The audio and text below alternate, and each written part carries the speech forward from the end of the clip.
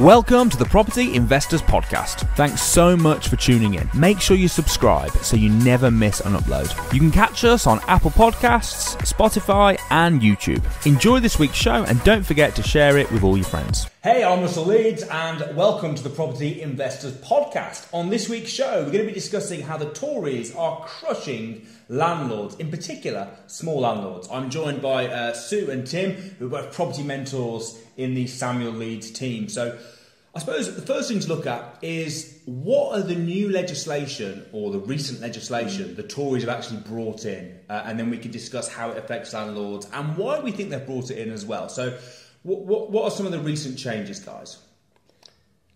Well, the first thing is bringing in the change on the furnished holiday lets. So previously, when they brought in Section 24, if you're a landlord, you're going to get hit by that tax, as most people know. But one way around it, other than have your property in a limited company, which costs money to do, the way around it was to use your property as a furnished holiday let or serviced accommodation. But now that is going to be hit by Section 24 as well. So if you've got a property in your own personal name, which many small landlords have, we have still, haven't we? Yep. That is not a way around it anymore. So you're being forced to buy it into a limited company and everything that goes with that, which is the stamp duty, the solicitor's fees, everything. You've literally got to buy it into your own limited company. To avoid the Section 24, which don't forget, was the Tories brought in as well. Yeah. Right? It very much feels like they're pushing landlords to go down the limited company route. Like you say, every little tweak seems to be making it more difficult for small landlords. Yeah. So another thing they brought in was the scrapping of the multiple dwelling relief. Correct. Right. Again, it's hitting the small landlords. It's not going to affect big landlords that are buying big units because they're buying commercial properties. So it's not an issue. But small landlords that are buying 2 or 3 apartments maybe to rent them out. Again, they're being hit. So they've done the multiple dwelling relief. They've done the furnished holiday lets, turning it into Section 24. Obviously, in this, not only this term, but under this same Tory government, they've brought in Section 24, which is again that was one of the biggest. I know it's a long time ago now, 2017. Yeah. 17, yeah. 20, but that was a big shock for this government, don't you think? A lot of landlords wanted to give up at that time, didn't they? Yes. And we know, we didn't, but a lot of landlords were like, oh, throw the towel in. And that's how people are feeling. Some people are feeling like that now. And some landlords have had to sell large proportions of their portfolio just to succeed. Yeah. Well, they're in a situation where, for the first time, certainly I've ever known, you could actually be paying more tax than you were making in profit. Correct. You could be making no profit, especially with interest. I mean, I don't know if I totally blame the government for the... Did you blame the government for the interest rates? Maybe They do fluctuate, don't they, from time to time? They do fluctuate. You can't totally blame them for that. But maybe let's just blame them. Let's just blame them anyway. And let's blame them for the bills as well, going up. Well, part of the reason it's gone up is because of COVID.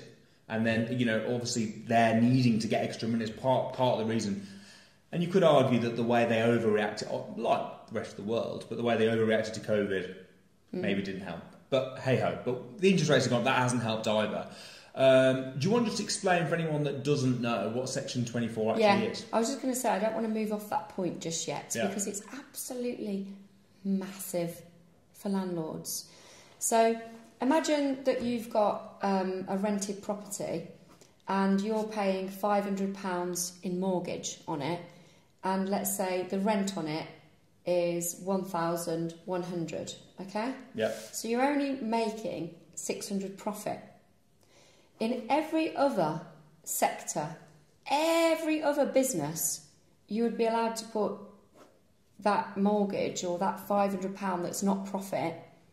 That would not be, you'd not pay tax on that. Because it's an expense. It's an expense. It's an obvious business expense. Yeah, so everything, like if you were a farmer, your seeds and all of that would get taken off, and what's left is your profit. Yeah. And that's what you taxed on. So this is the only industry where you have to pay tax on the whole turnover, the whole income, regardless of what your expenses are.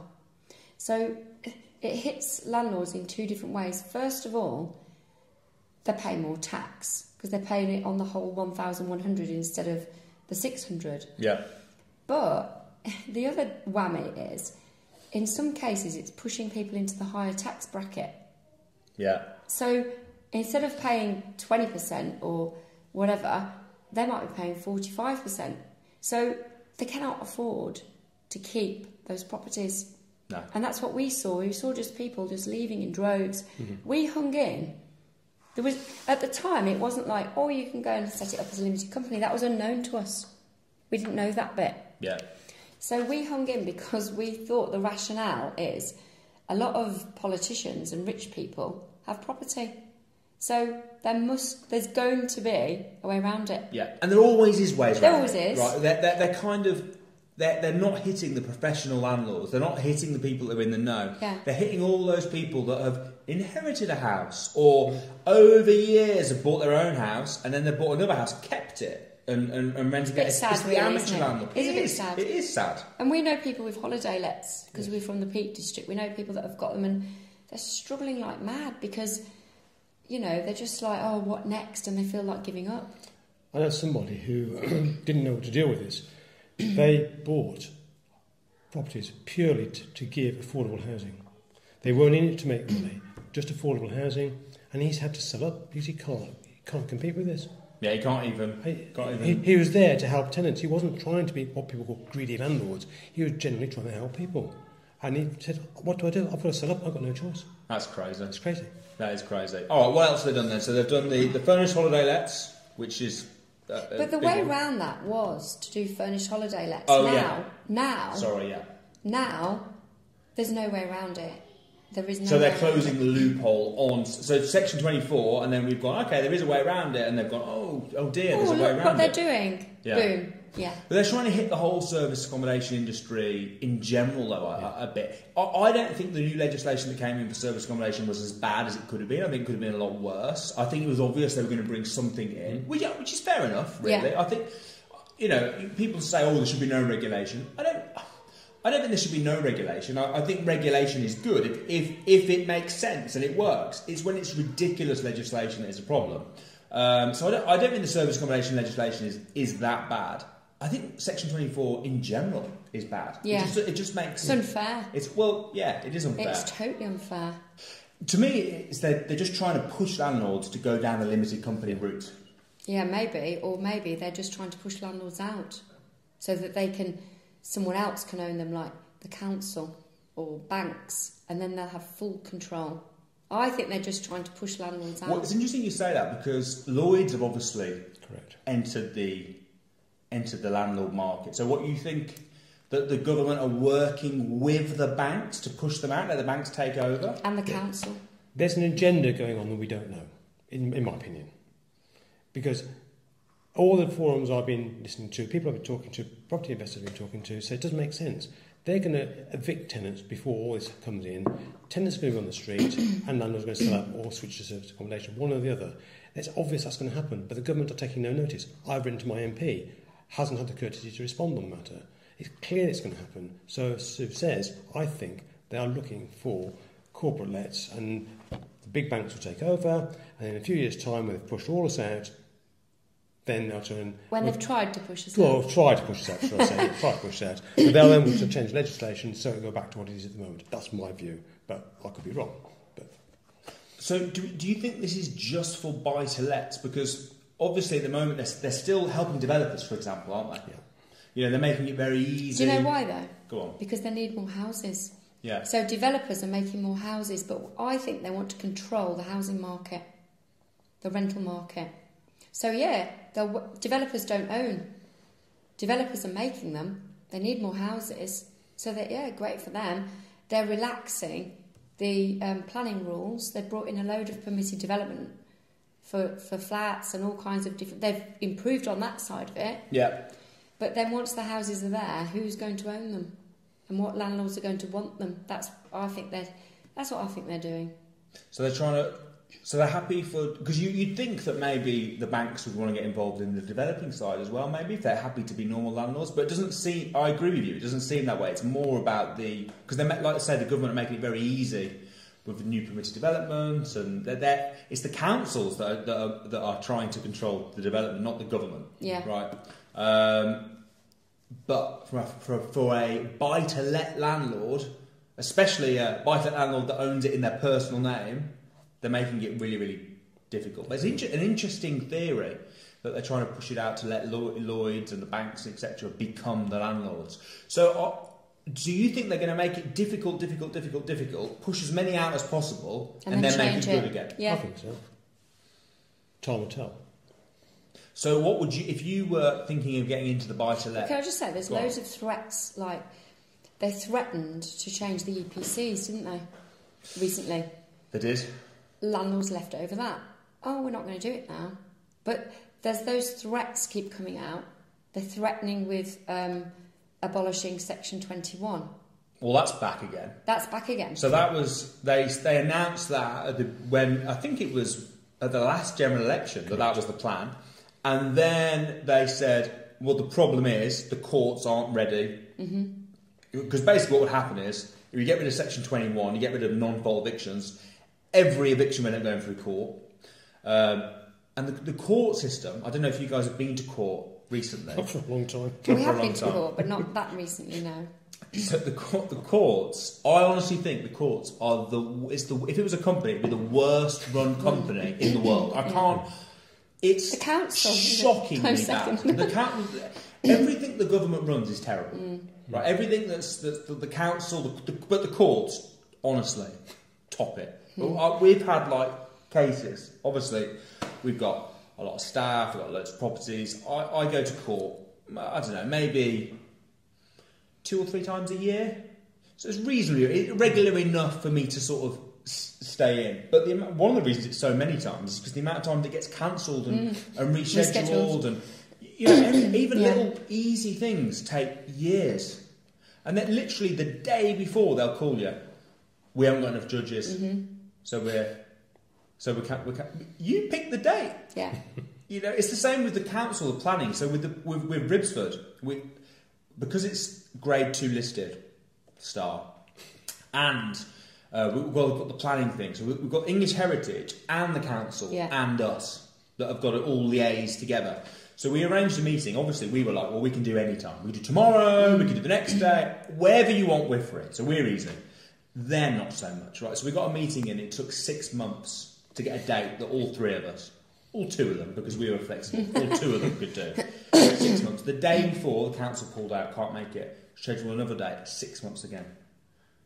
It's like... Do you know what I think it is? Because when we were doing Coles Hill, and we had a conservation officer from the council, he only used to work on a Tuesday.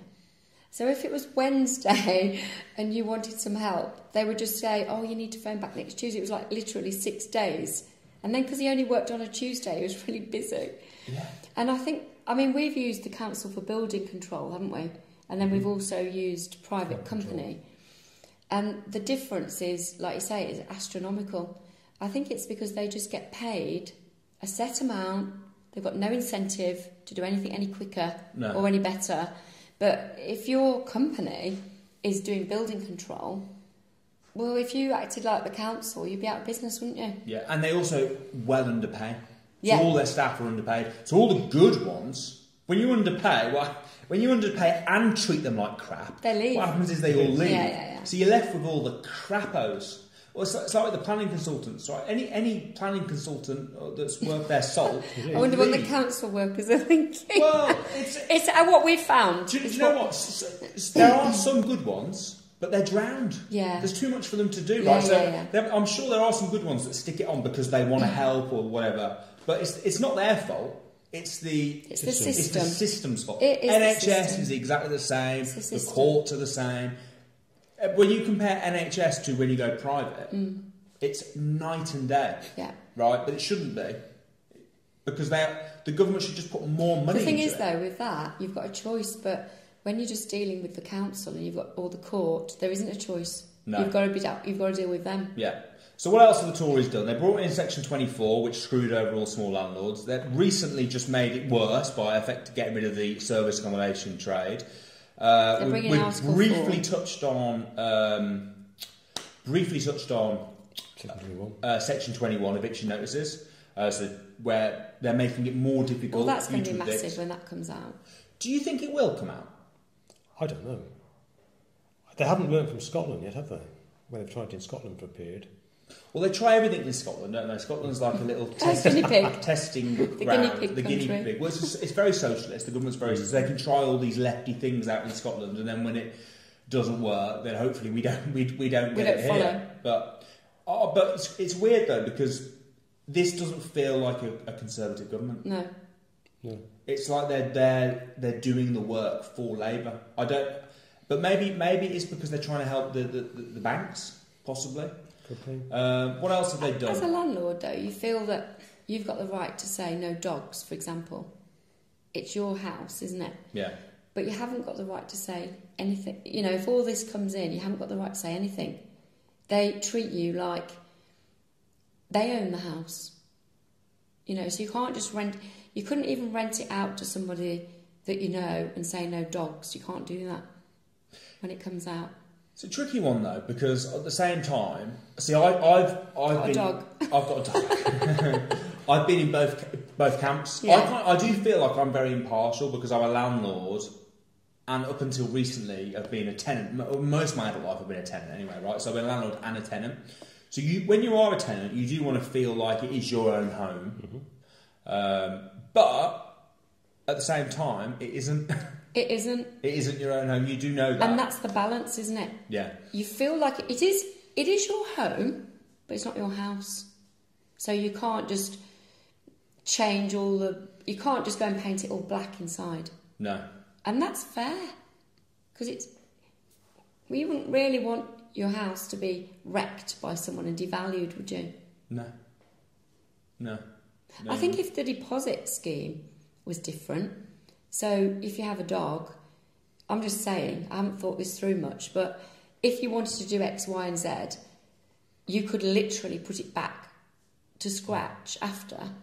But that doesn't happen. We've just had someone move out of That's ours. like commercial lets, right? So with commercial lets, if you can basically do what you want, Yeah. but you've got to put it back into the same nick it was in when you give it back. That would seem fair. We've just had a single let tenant move out, haven't we? Yep. How much did that cost us? About £5,000 it's costing us. Put right. They've Their bought- deposit they've- was about £1,000. That property used to be an HMO. This single tenant had done more damage in 1 year than all the other tenants in 15 years. And we Including haven't the made a HMO. penny on it Amazing. because we can't charge them for that damage. You've got a deposit of whatever it is. It's about £1,500, isn't it? £2,000, something like that. That's what we get. The deposit scheme is it's an idea, but it doesn't work well. No. And you can't take more deposit. No. You can only take 5 weeks. Yeah. Unless it's a really, you can if it's a really expensive house, can't you? No. I'm pretty sure I was paying over a certain amount. Yeah, but it was a company let. No. Oh. I think over a certain amount. I can't remember the exact rules, but over a certain amount they can charge you. It's how much you're paying a month. It's something like if you're paying over £5,000 a month or something, then the rules change. Oh yeah, I think you're right. Yeah. Yeah. None of our houses. They're in the Midlands, so. yeah. I can't remember the exact figures. No, I think you are right. Yeah. All right. So what else have the Tories done recently? Is there anything else? I mean, to be honest, Section 24 alone Was bad news. Yeah. I think Section 24, Article 4 is coming in for essays. Yeah, I think that's fair enough. Fair enough. Yeah. And then if Section 21 comes in, those two. Section 21's massive as well. It's massive. All right, so with all this being said, we've got the general election coming up. I think it'd be a bit of a shock if the Conservatives get in again. But having said that, as a property investor, and how bad the Conservative government have been, who are you going to vote for? Good question. I don't know. Well, it won't be Labour. I think Labour will probably get in. Are you, as a landlord, do you think landlords should be scared about having a Labour government getting in? We'll get whatever they do. We'll get round. I don't think we should be scared. That's the way we work. We've seen this, haven't we? Yeah. Over the years. Yeah. So you're not scared. What do you think? I almost like think, well, like I said earlier, it's almost like the Conservatives have done the work for them. Like, other than maybe rent caps, maybe if Labour get in. Do you think that obviously Sadiq Khan's talking about rent control in London? But that hasn't worked in Scotland either. Again, go back to Scotland, it doesn't work. Yeah, it hasn't worked in New York. It hasn't worked wherever they've tried it. But I do think I could see rent caps coming in if Labour get in. Could well be. So I would say if the rent caps do come in, you want to make sure that your properties are all up to the market value, because it will be stuck at whatever it is now. It will then be, and they might say you can increase it 3% a year or whatever it is. And again, to some extent, I don't totally disagree with rent caps if they're fair, because people have got to live somewhere and they have, they want to be able to afford it. The problem is. But do you think if they do rent caps, then they should do interest rate caps? Yeah, or they should do rent caps that are reviewed every year or something like that. I think the thing is that it's looking behind it, isn't it, at their motives and what they're trying to do. Yeah, I know what you mean. I probably agree with you. I don't think the rent cap is designed to hurt the landlord particularly. I think it's to stop the landlords from hiking up the rents and to protect the renters. And to be fair, years ago when we started, some of the HMOs were not ours, but some people's HMOs were literally not livable. They were bad.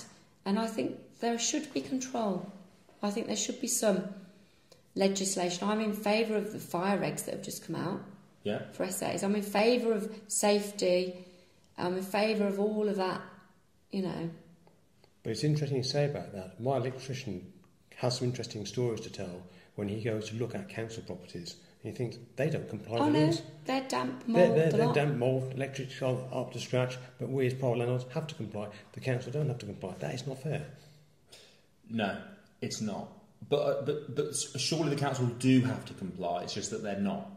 Yeah. They're not saying they're exempt. They're months behind. Yeah, which it's the council. Of course they are, right? It kind of goes without saying. Yeah. But in the same way, there'll be some landlords that don't comply, right? Correct. So I think it is fair. It's just that the council are rubbish, but that goes without saying. We know that's going to be the case. Of course, it's going to be the case. They're rubbish at everything that they do, right? So that's not a surprise. Regarding the regulations and everything, I agree with you. I think it's fair as well. Although I do think a small part of me does think is there a market? Obviously, you don't want properties that are unsafe. No. But is there a market? Are there people that can't afford let's say you only had, I don't know. Let's say you moved over here and you could only afford £100 a week. From a landlord's point of view, if you've got a property that was... I don't know, I'm just thinking out loud here. Yeah. I might disagree with what I'm saying. But if you had a property that was like a bit crap and it had, it wasn't maybe the right room size or whatever, it didn't have enough kitchen But someone was willing space, to live in it. But someone was willing to live in it, that if it was correct, wouldn't be able to afford it. And it's that, well, from their point of view, it's either all on the street... Yeah. Or I'm living in a house that the kitchen workspace isn't quite big enough and it isn't done up to a very good standard. Should there be a regulation that says it has to be like this, otherwise you can't rent it out? But with service accommodation, there's not, is there? It's just if it's crap, no one's going to stay there, right? Do you know what I mean? Yeah. So should there be a regulation? I don't know. That'd be an interesting one. What do you guys think? I think there's too much regulation. We can get on. There's a reasonableness, isn't there? It should be safe. It should be safe. All right, and I think maybe like a car MOT equivalent. Yeah, it should be safe. Yeah. Yeah, that's an idea. You got to get your house MOT'd. And it's got to be livable. Can't have damp. That wouldn't be a bad idea. I think it should be safe. Yeah, I think the car MOT service is like we should use that for ourselves. Like in China, they do a health check once a year. Yeah.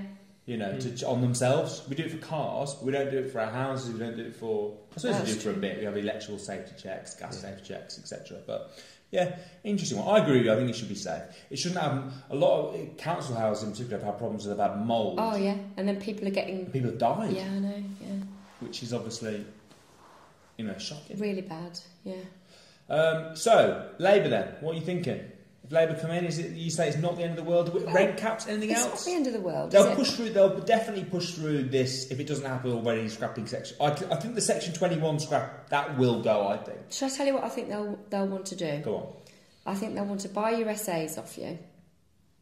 Buy your holiday lets? Yeah. Who will buy your holiday lets? Housing associations or But council-orientated people. don't you think, though, the fact that they've... this is where I think that the SA legislation is really good. The fact that it's going to be its own use class and the fact that existing ones are getting grandfather rights with that use class, don't you think that differentiates it from normal buy-to-let property investing? So what's the...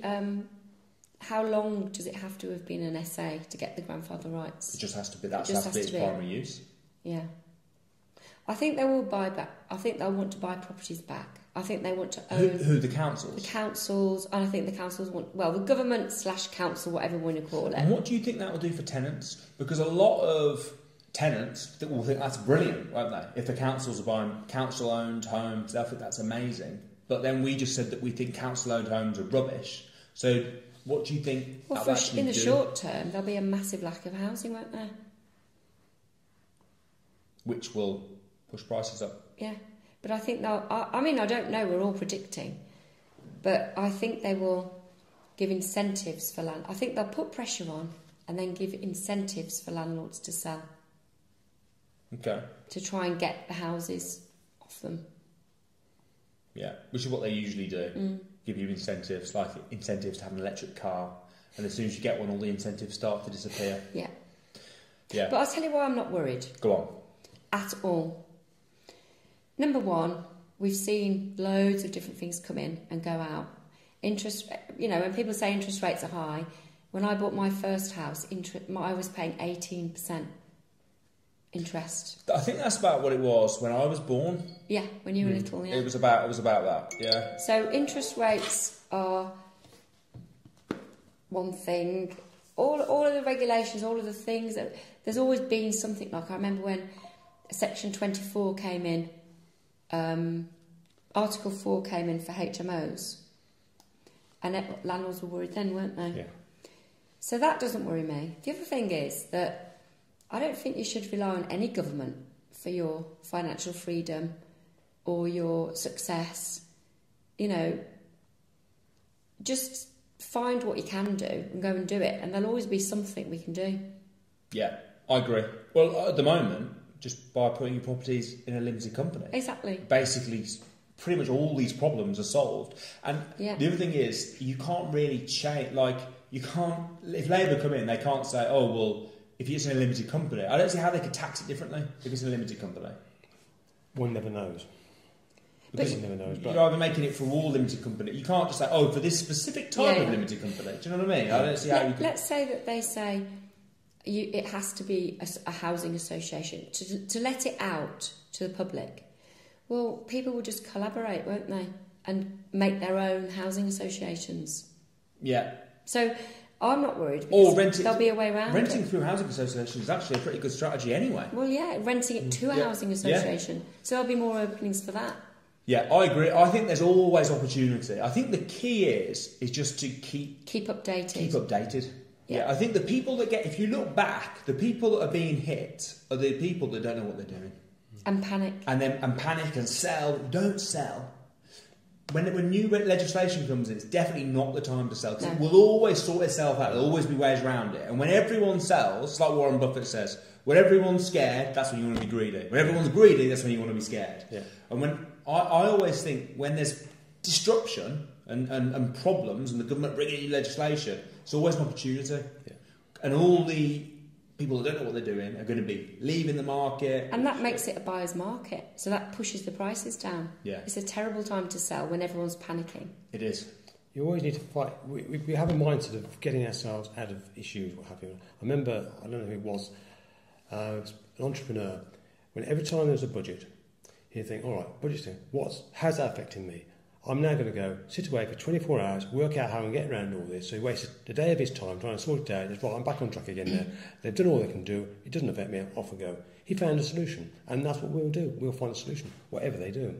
Yeah, I agree, 100%. And the other thing I think as well is whoever's in power, it's just the two of them, isn't it, really? They're going to take it in turns, right? Yeah. So Tories will be in until we all get sick of them.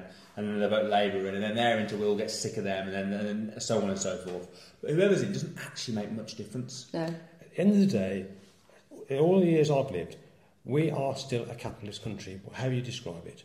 It may be slightly blue at one stage, and it might be slightly red at one stage, but we're still a capitalist society. Whatever the Labour say, they're still capitalists. They can call themselves what they like, but that's what it is. I don't think Kostama is super... It's not like Jeremy Corbyn getting in either, is it? No. You know, he's more... I think you were saying the other day, he's more in the Tony He's more of a Blair. right-left, yeah. And I think Appears to be. And I think that the Tories that have been in recently, like Cameron, they're more middly anyway, aren't they? Yeah. So the ones that are getting in are more in the middle. So you're right. It is just it's a slight. It's not like we're I mean, some countries it's very different. Very right? different. So some countries they've got leaders like in Russia and South Korea. So I'm not saying it can never happen over here, but and you say all your years, you've got a lot more years than me. We're lucky, really. We are lucky. We are. There's still loads you can do, and that's what you need to be looking at. There's loads you can do. There's always opportunities. There's always a way around it. And the other thing you've always got to remember, and you mentioned this earlier on, the people that make the rules also invest in property. Yeah. Right? So if they're investing in property on this little island, that means there's always going to be a way around it to make it work. Their way around it. Their way around it. It's the same with inheritance tax, though, isn't it? The rich don't pay it. Yeah. There's ways around it. Trusts and the likes. Yeah. Yeah. Yeah. So I agree with you. I think in some you haven't answered me who you're going to vote. Maybe you won't. You don't know. I don't know. I don't think I voted last time. I have answered it, actually. Have you? I said not Labour, and you said there was only 2. Well, there's only 2 that are going to get in. Put it this way, I think you should vote, but, there's loads of things that we don't particularly think are great. We don't think the education system's great. So you do something about it yourself. You don't have to have what they give you, do you? No. At all. You don't have to have the wage they want to give you. You don't have to have the healthcare they want to give you. You don't have to have the education they want to give you. You make your own way, don't you? You do. That is the bottom line for me. I agree. I mean, that's quite a good way to end, actually, as well, yeah. So, guys, thanks ever so much for watching. We will see you next week.